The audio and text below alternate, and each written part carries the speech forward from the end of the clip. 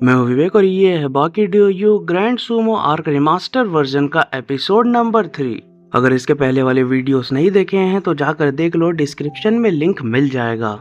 और अगर नए आए हो तो वीडियो को लाइक और चैनल को सब्सक्राइब कर लेना। चलो शुरू करते हैं। चैप्टर की शुरुआत में हम देखते हैं शिनशिनकाई डोजो को। यहाँ दिन का समय होता है और यहाँ पर डोपो अपने स्टूडेंट्स को सिखा रहे होते हैं और डोपो से यहाँ लड़ने के लिए काटो भी सामने खड़ा होता है पूरे स्टैंस में, लेकिन डोपो नॉर्मली ही खड़े होते हैं। और उतने में हम देखते हैं कि एकदम स्लीक तरीके से काटो बढ़ता है डोपो के ऊपर वार करने के लिए और यहाँ पर अपनी उंगली से तेजी से वो वार करता है, लेकिन यहाँ पर दिक्कत ये हो जाती है कि उसकी उंगली स्नैप हो जाती है, टूट जाती है डोपो के फोरहेड से लग के। इसके बाद एक जोरदार किक वो मारने की कोशिश करता है, लेकिन मामला ही उल्टा पड़ जाता है। डोपो वहां से इतनी तेजी से हटते हैं कि उसे दिखता ही नहीं और यहाँ पर उसका कॉलर पीछे से पकड़ लेते हैं और बादाम से उसे जमीन में खींच देते हैं और रख देते हैं अपने कदमों के नीचे। उसके बाद डोपो यहाँ पर एक जोरदार किक मारते हैं उसके हेड में, लेकिन वो किक मिस की होती है उन्होंने जानबूझकर। खैर काटो तो यहाँ हार जाता है। तभी सीन होता है चेंज और हम देखते हैं यहाँ पर काटो, डोपो और बाकी तीनों के तीनों बैठे होते हैं एक साथ चाय की चुस्की लेते हुए।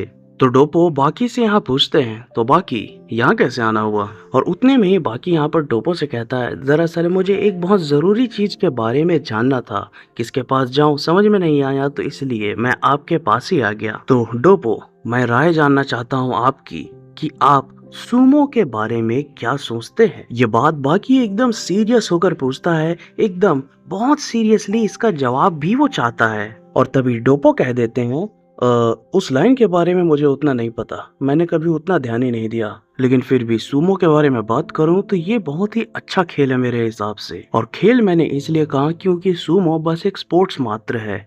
यहाँ पर जैसे कि आप अगर कराटे सीखते हैं, चाइनीज केनपो सीखते हैं या कुछ भी ऐसा मार्शल आर्ट्स वाली चीजें आप सीखते हैं तो वो रियल लाइफ में आपके काम आती है। एटलीस्ट आप किसी से अपनी जान भी तो बचा सकते हैं, लेकिन सूमो के साथ ऐसा नहीं है। सूमो चाइनीज एम्परर्स के द्वारा शुरू किया गया था और उनके एंटरटेनमेंट के लिए ही खेला जाता था। लेकिन हाँ, इतना मैं कहना चाहूँगा कि एक रिकीशी में इतना दम होता है कि वो सामने वाले के अटैक को आराम से झेल ले। रिकीशीस इतने ताकतवर तो होते हैं कि अगर उनके ऊपर कोई जानलेवा हमला करे तो उससे वो अपनी जान बचा सकें। और कुल मिलाकर सड़क के गुंडे इनका कुछ नहीं बिगाड़ सकते। पर इनकी ताकत इनकी भारी बॉडी से नहीं आती है, इनकी असली ताकत आती है इनके स्टैंस से, इनकी टेक्निक से, जिसे वो सालों साल प्रैक्टिस करते हैं। और वैसे भी सूमो में ज्यादा मूव्स नहीं होते, ये रेसलिंग से थोड़ा मिलता जुलता है, लेकिन मैं ये कहना चाहूंगा कि सूमो एक कंप्लीट स्पोर्ट है। मतलब जितना इनोवेशन इसमें हो सकता था, जितनी मूव सेट इसमें ऐड हो सकते थे ऑलरेडी हो चुके हैं। जितना आपने अभी बताया ये सुनकर तो लग रहा है कि आपको इसके बारे में बहुत ज्ञान है। बस मैं ये जानना चाहता हूँ कि क्या आप मुझे कुछ सिखा सकते हैं। ओ कुछ सीखना चाहते हो।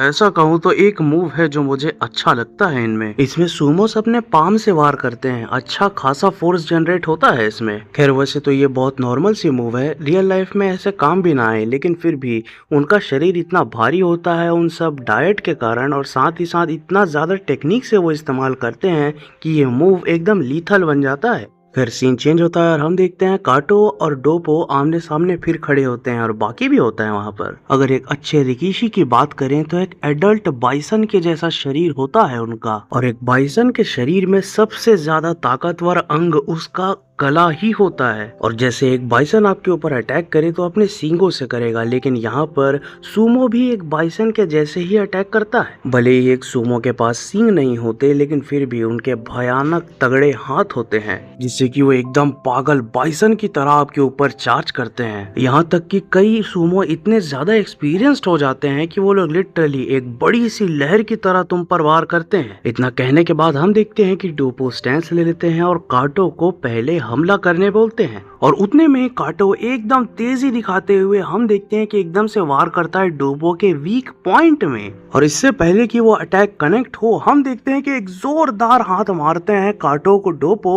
वो हाथ इतना जोर से लगता है उसे कि लिटरली वो दूर जाकर दीवार से टकरा जाता है और गिरकर चित हो जाता है। और काटो को ऐसे इंस्टेंटली बेहोश होते देख डोपो का ये मूव देख चौंक जाता है बाकी। और तभी डोपो बाकी से कहते हैं अगली बारी तुम्हारी है। और इसी डोपो वर्सेस बाकी इंडिकेशन के साथ ये वाला चैप्टर समाप्त हो जाता है। लेकिन अगले चैप्टर में ऑलरेडी काम शुरू हो गया है जो कि काफी गजब का है, तो इसलिए बता रहा हूँ। फिलहाल बस इतना करो कि वीडियो को लाइक और चैनल को सब्सक्राइब करके रख लो। आज के लिए बस इतना ही। Love you all. I am out.